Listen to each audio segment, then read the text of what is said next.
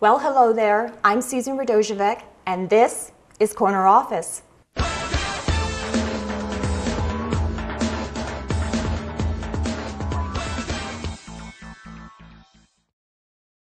Never in my wildest dreams did I think I would create, produce, and be a host of an online business show.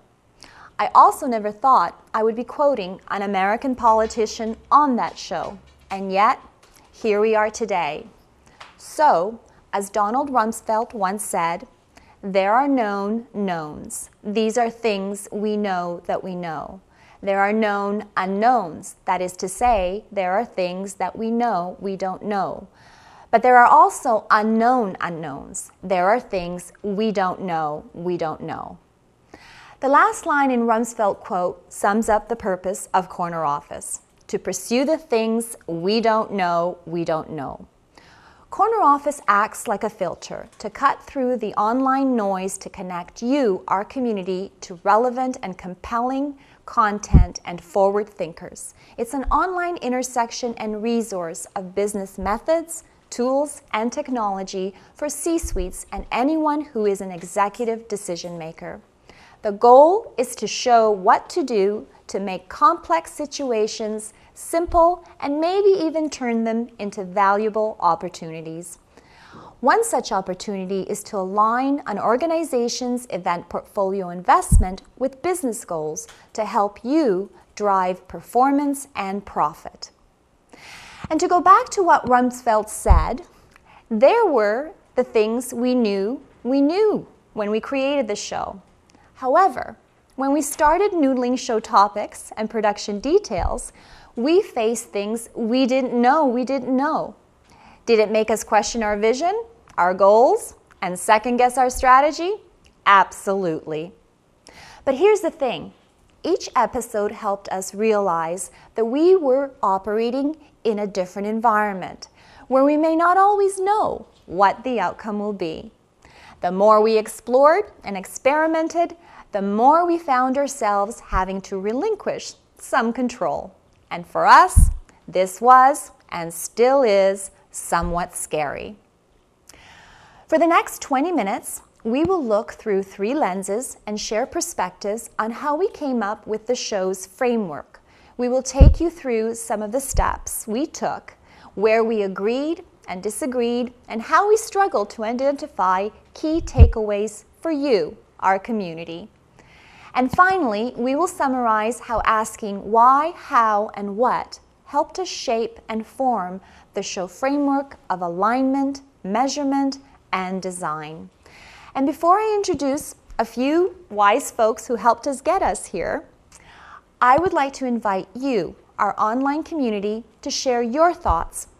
Our goal is to inspire conversations before, during, and after the show. So, if you are watching us online and have a question, please use the alltalktv.com chat tab found on your screen.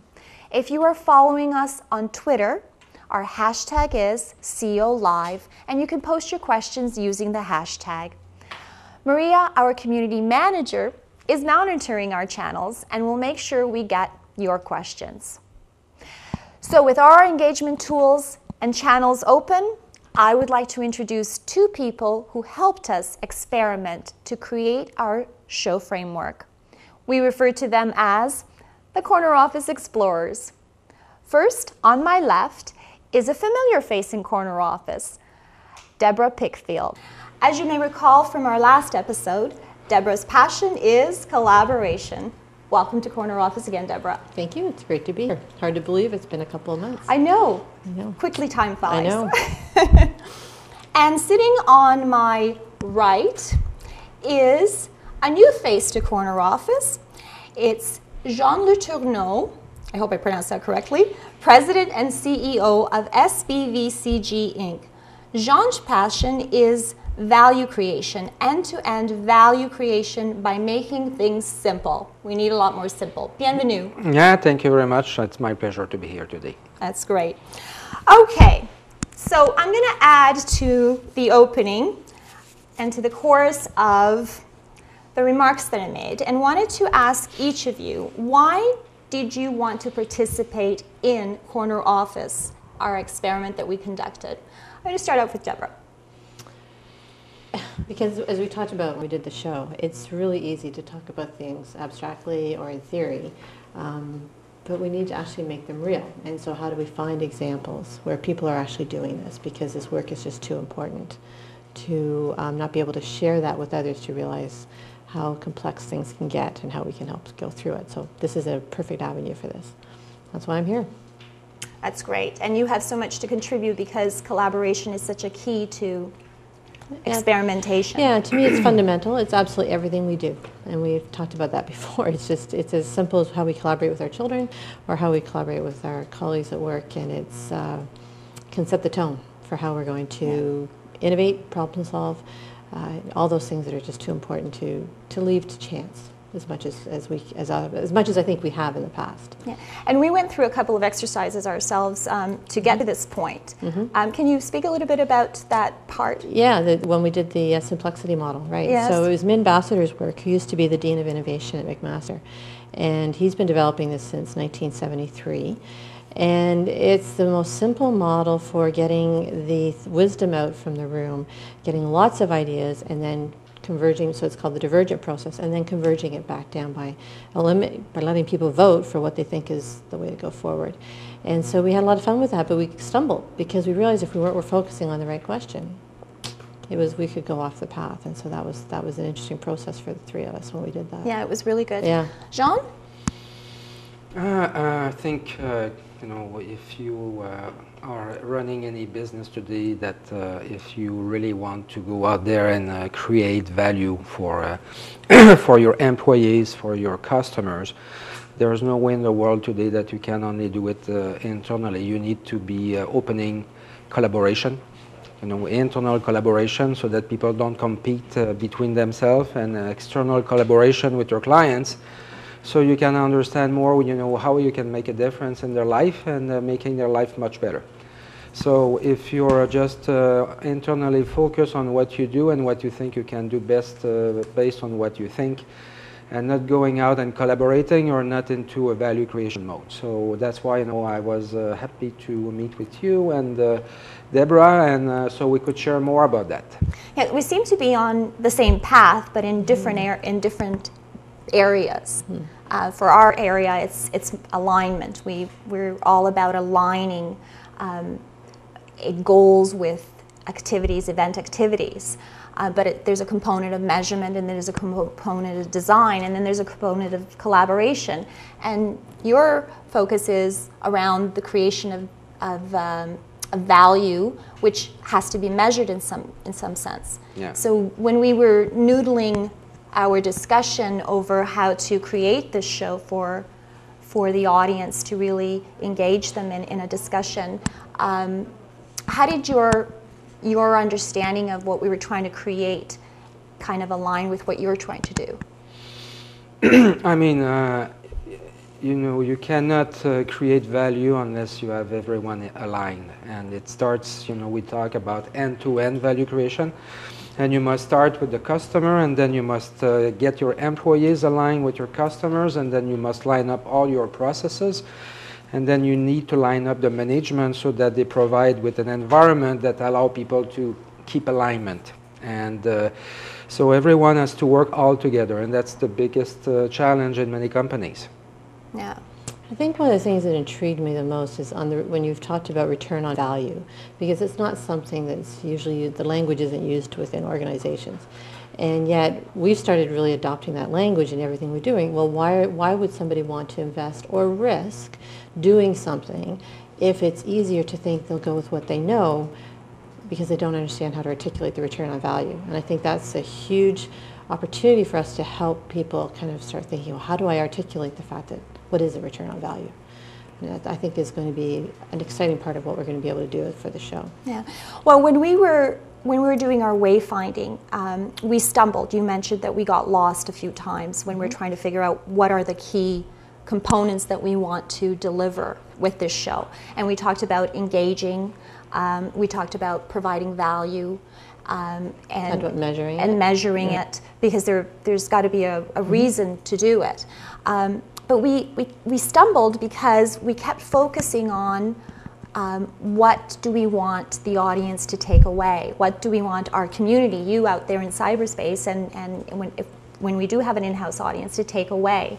And I'm going to just read the question that we came up with, that we asked ourselves. It said, how might we create a show that engages our community using whole systems thinking approach that gives them practical takeaways? So when we kind of noodled that for a while, we discovered that we had another question, and that question was, how might we help our community crystallize the show content?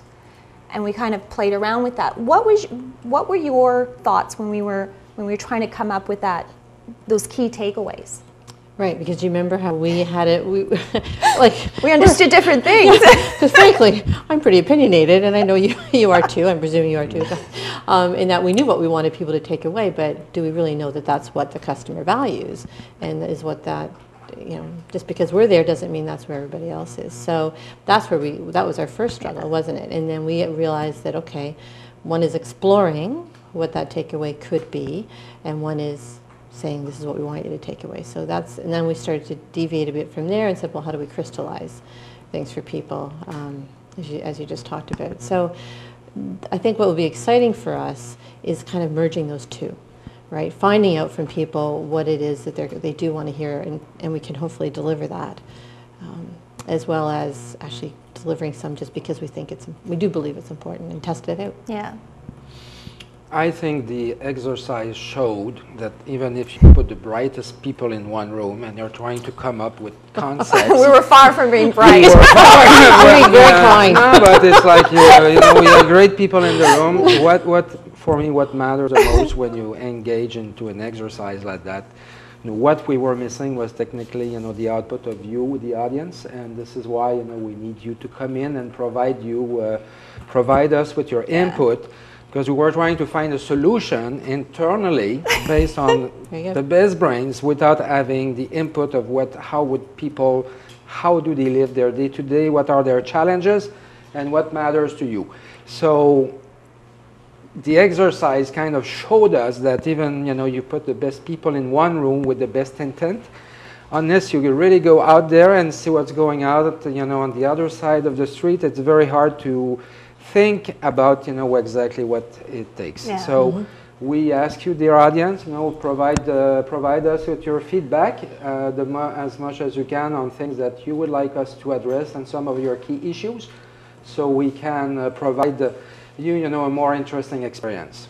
We're going to take a short break and be right back. Please stay with us.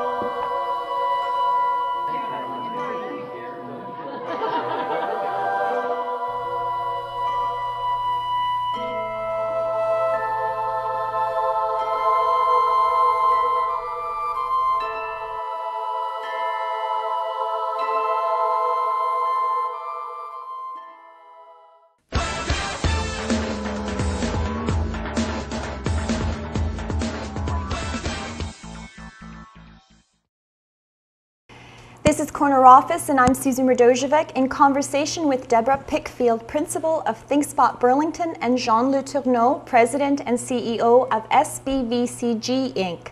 We are talking about how to conduct business experiments. So, when we were finally decided that what we wanted to really create was an engaging show that connected people with interesting tools and methods and technologies, and that they had great takeaways that they can do the how-to. We got to that point by really thinking about the questions why, how, and what. Why were we doing it? How were we going to communicate? What was it going to be? and we decided that we're not going to tell the audience what we want them to take away. We want them to tell us.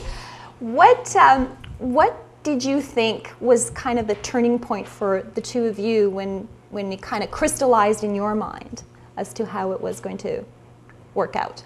Can I go first so you don't take my answer? There's no competition. Yeah, I know. I only have one answer. What was really cool for me is when we actually let go of knowing what that outcome was. And we said, well, that's exactly what we want the show to be, because that's what people are experiencing within a real environment, is you don't know.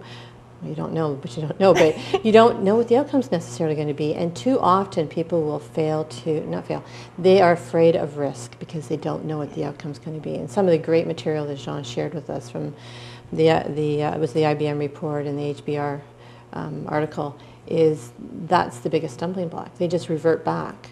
But is that because they just revert back to what's known because it's just easier and the risk is understood. Yeah, I mean, you see this phenomenon is the same as you see in many projects in organizations where, you know, people technically will take 6 months, a year and a half to do a project. And in order to achieve and to succeed and do a great project, and that's a question maybe I would ask to the audience, you know, how is it in your organization? Because the tendency out there is people will jump from, okay, here, you know, where we want to end, and instead of taking the proper time to plan up front and they really define what they want to achieve, they go and start to run right away. Mm-hmm. Which means that they start a project and they don't have really defined their goals, which means they're never going to end where they think they would, because they didn't take the time to go and explore up front, you know, and go through the chaos of exploration. And then, you know, this is where bigger chaos happens. Yep. So it's easier to have the chaos up front and agree that we don't agree up front and find a way than to do it as you go and you're into the process and you have spent $20 million on your change project and you're saying, oh my God, where am I going? You know, we have seen that with some clients, spending millions of dollars and in the middle saying, you know, where am I and where am I going? I don't know. So, you know, it's... but things are so much more complex though, Jean, now. I think people may not have realized how, oh, actually they do. I mean, I'm sure that everybody in the audience realizes that everything has really become complex. So how do we take that complexity and break it down so that it doesn't get to chaos? I know you have a viewpoint about complex going to being chaotic, but how do we get to that point? I mean, it's the way we work and the way we work with our clients is always like, if you try to run a marathon, do you run and look to run for 26 miles, or you're trying to run 26 times 1 mile? So when you look at the problem, and yes, you know, like one of my friend was talking, and we were talking about a potential opportunity with some clients. And the issue is that those people, those companies bring too many technologies at the same time. Mm. So, you know, they're trying to fix all the problems at once. Instead of saying, you know, where can we get the biggest bang for the buck? Where's the biggest pain? And now maybe instead of trying to put everything together at once, how do we do it in a sequence that will optimize, you know, the value creation for a company? But how do you get there when everything has to be done in a nanosecond? I mean, this is where you don't get there in a nanosecond, because life does not change in a nanosecond. You know, really? I don't know. People working in big companies will go in and will be gone for 6 months on sick leave, and they come back and they see that nothing has really changed. So why do you try to run that quick and not ending up, you know, faster? So to go faster, you need to go slower.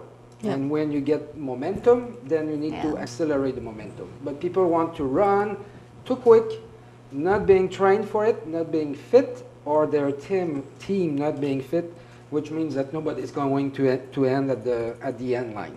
I mean, Netflix talked about that, right? Yeah. Netflix had the whole debacle where, and there was a great article in the New York Times about it, and they just said, yeah, they were rushing to get things done, and they just missed on all the details. And so, but the work I love, and you know, this is Michael Jones, who takes, you know, asks us to be reflective, to take the time to slow down, to go fast.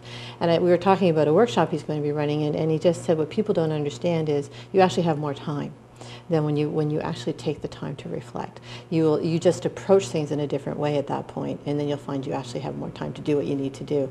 And I think when we fail to appreciate how our consciousness is working and how we can and just let it percolate, we miss that opportunity because we're just rushing to fill the space. Do you think that has anything to do with the need to get a quick return? Because most of the stuff that we're talking about right now are long-term strategies and approaches to things. You have to take time to get from A to point B when everything's so complex. But do you think the need for C-level executives to make a quick return because of the way things have been so great in the last 20 years, the economy has been great, people have been making money, and now things have really shifted.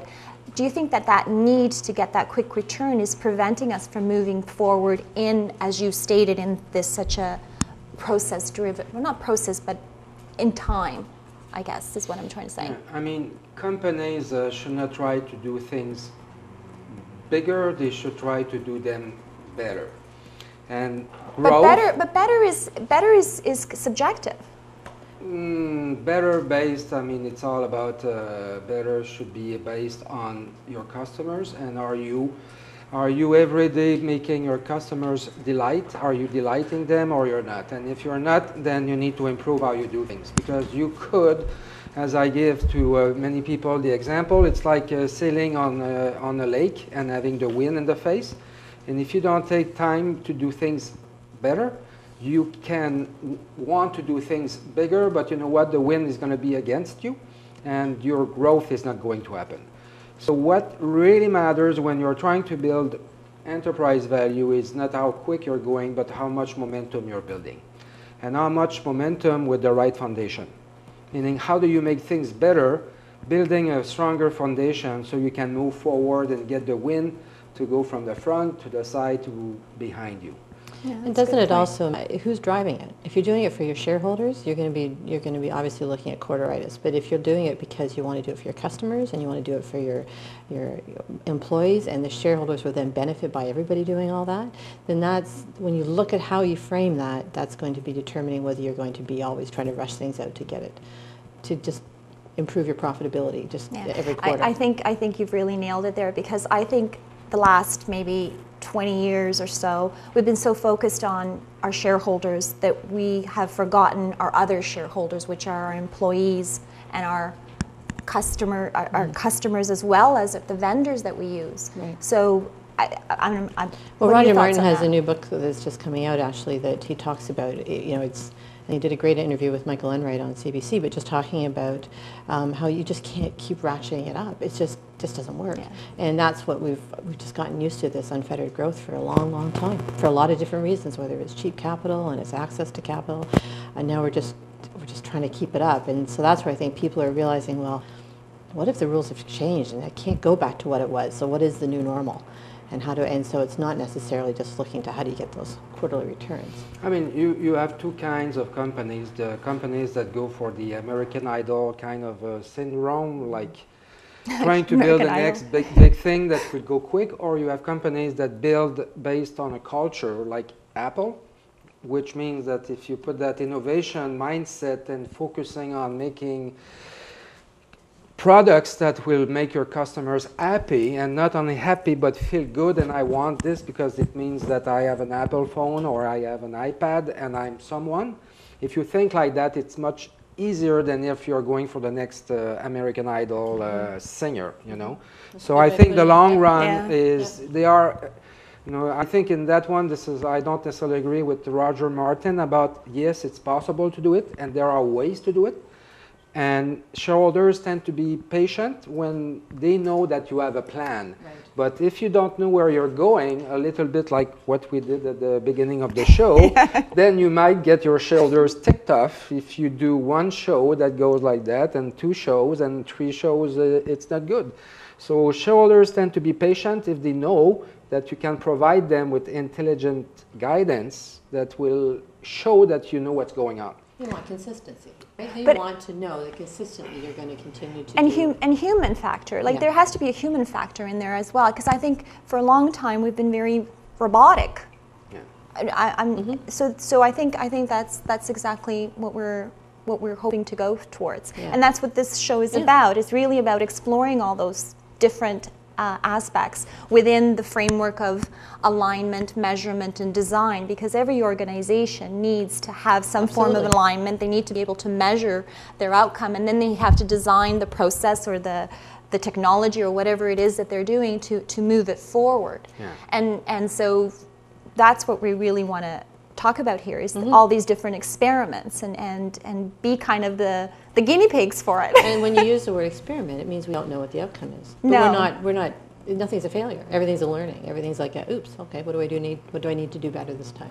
Or Well, what can I change? Yeah, exactly. I mean, and it's going at it from a raw perspective too, because I mean, we had planned this show and we, using what just happened earlier with the teleprompter. I mean, we had planned it and we had outlined a certain process, but the process didn't work, so we had to adjust for it, and we had to be real about it, right? It's always the case. So that would be an interesting question feedback. for our audience. Did we And, really? you know, if every day you go to work and you sit down in the morning and you know exactly what you will do during the whole day, or you are hitting some turbulence during the day that make it such that your day is changing. So it would be very interesting to hear from what the audience has to say on this. Yeah. Well, I think we're almost out of time here because, and I would like to just ask quickly, 2 of you, just quick wrap up on what your thoughts and what you're thinking about moving forward, and just give us.